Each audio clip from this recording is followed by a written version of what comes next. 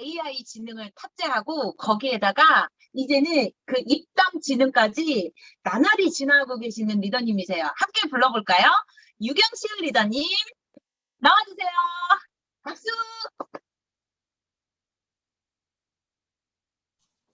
안녕하세요. 나오시나요? 경실 네, 리더님. 네, 들리시죠?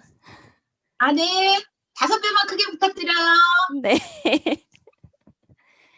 안녕하세요. 마이스토리 하게 된 빌더 유경실입니다. 저의 이야기를 시작해 보겠습니다. 저는 평범한 가정에서 세 자매 중 막내로 태어났어요.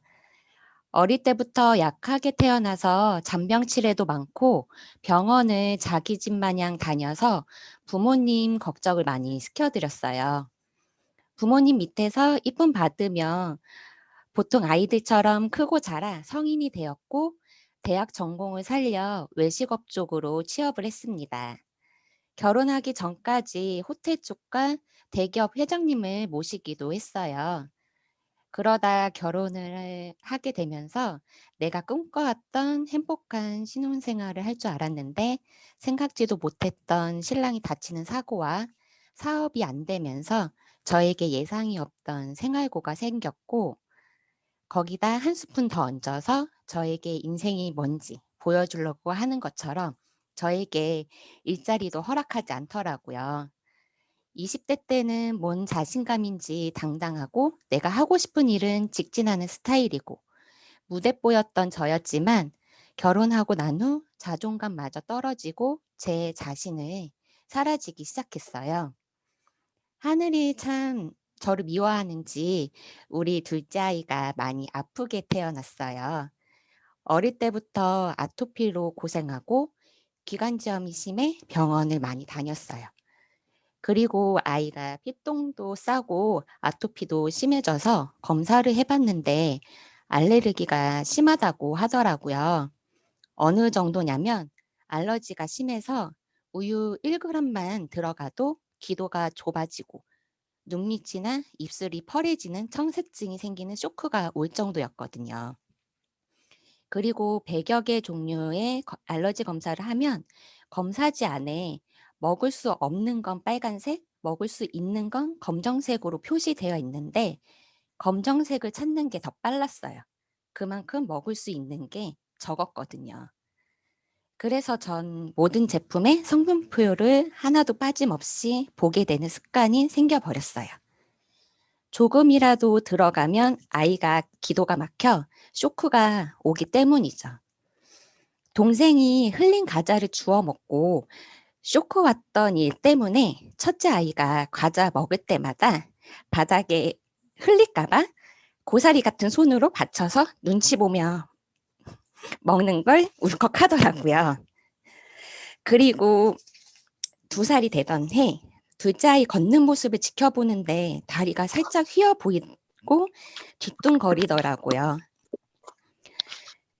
전 아직 힘이 안 가져서 그런가 하고 지나갔는데 시간이 갈수록 다리가 휘어져 버리더라고요. 그래서 병원을 가서 검사해 보니 책에서 보던 구루병이라는 진단을 받고 희귀병 판정을 받았습니다. 알레르기 때문에 제한이 많다 보니 영양이 못 들어와서 희귀병에 걸린 이 아이. 내가 이 아이를 케어할 수 있을까? 내가 과연 엄마의 자격이 될까 하는 안 좋은 생각이 너무 들었어요. 그 상태로 6살 때까지 해줄 수 있는 게 없었어요. 비타민 수치가 보통 사람이 30이면 우리 아이는 5 정도밖에 안 되기 때문에 그만큼 영양을 잘 채워줘야 된다는 걸 알았지만 방법이 없는 채로 6년이라는 시간이 지났어요. 답이 없는 채로 지내왔으니까 제가 얼마나 지칠 대로 지쳐 있었겠어요.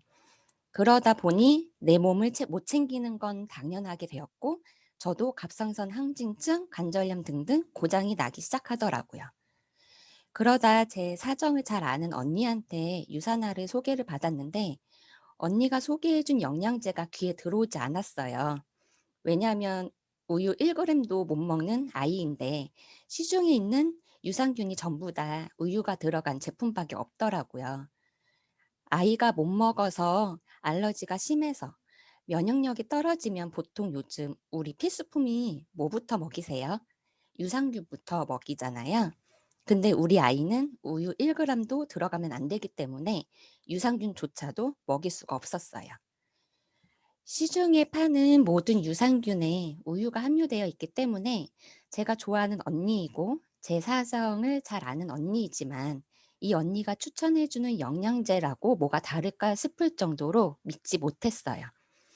그래서 우리 둘째 아이는 못 먹는 아이라고 생각하다가 그래도 이런 불편이 없는 첫째 아이라도 잘 먹여줘야겠다고 생각이 들어서 첫째 아이 영양제를 먹여볼까 싶어 이야기를 듣는데 언니가 자꾸 다르다고 계속 이야기를 하더라고요.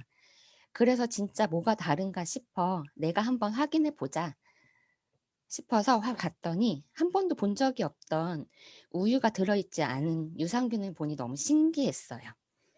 그동안 이것도 먹여볼까 저것도 먹여볼까 했지만 막혀 있는 게 너무 많았거든요. 이 제품을 먹이려고 하면 이것 때문에 안 되고 저 제품을 먹이려고 하면 저것 때문에 안 되고 그렇기 때문에 저하고 친하게 지내온 언니지만 이것 또한 똑같겠지. 왜냐하면 저에게 6년이라는 시간 동안 답을 못 찾았기 때문이죠. 앞으로 이 아이가 1차 성장, 2차 성장이 되고 성인이 될 때까지 더 많은 영양소가 필요할 텐데 그땐 뭘로 채워져야 할까라는 막막함이 있었어요. 그런데 그렇게 답 없던 시절에 이것도 똑같겠지라고 생각했지만 진짜 이게 뭐지? 저에게 해답지를 주는 것처럼 '아 똑같은 게 아니었구나. 내가 틀렸었구나.' 라는 걸 확인하니 기분이 너무 좋았어요. 둘째가 평생 영양제를 못 먹을 거라고 생각하고 있었는데 우리 아이처럼 알러지가 심한 사람도 먹을 수 있는 영양제라니 정말 단비 같은 소식이었어요.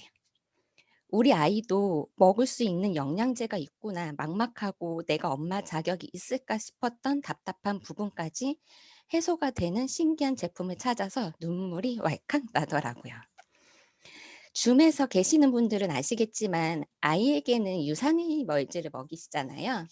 저희 아이는 아까 말했던 것처럼 우유 1g도 못 들어가면 쇼크를 받기 때문에 둘째 아이는 하루에 헬스팩 반포를 먹이고 있어요. 근데 헬스팩 C300 먹일 수 있는 영양제를 찾아서 먹이다 보니까 저도 처음에는 먹일 수 있는 영양제가 있다니 너무 좋아서 잘 먹이기 시작했는데 시간이 갈수록 아이 먹이는 게 힘들어지다 보니 좀 느슨해지는 타이밍이 있었어요. 근데 그때 아차 싶었거든요. 우리 아이가 이런 아이였지 하는 타이밍이 왔더라고요.